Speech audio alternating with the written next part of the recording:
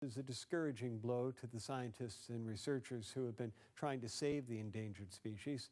There's been much to be optimistic about when it comes to protecting the animals and the waters they live in.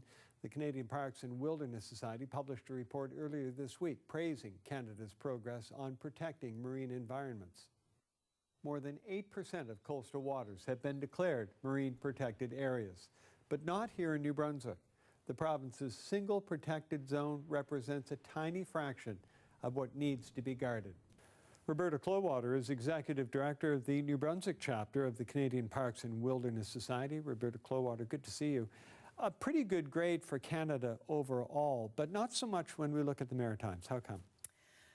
Well, definitely we've seen a lot of momentum on marine protected areas across Canada, and the federal government has taken a lot of leadership and shown political will to actually make new marine protected areas happen across the country. How does New Brunswick fare for marine protected areas? So we don't really have any marine protected areas next to New Brunswick except a small Musquash estuary marine protected area in the Bay of Fundy.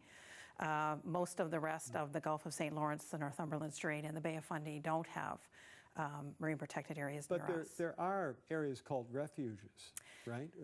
How do they differ from marine protected areas that are called marine refuges, right, which were existing fisheries closures where scallop dragging was not permitted, right, and so they've renamed them marine refuges, and they're trying to give them more of a longer term closure status so that they can count them towards the targets. So you mentioned the Musquash area, which represents, I'm told, 0.001% of the total marine environment surrounding New Brunswick.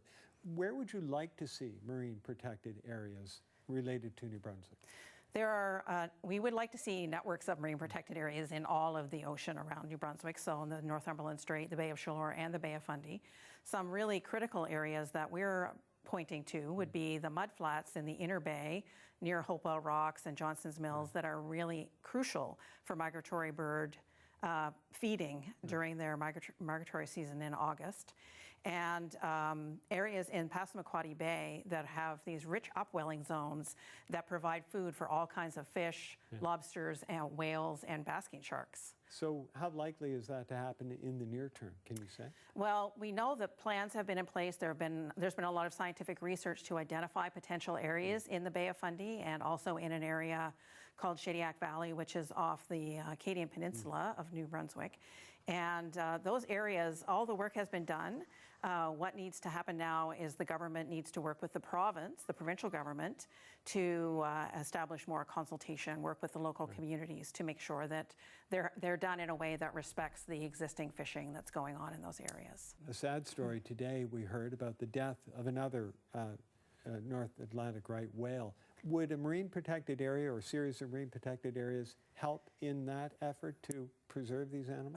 In fact, the whale researchers recently have released reports saying that networks of marine protected areas would be a big help in protecting the food supplies for all of the endangered whales that we have in Canada, including the North Atlantic right whale.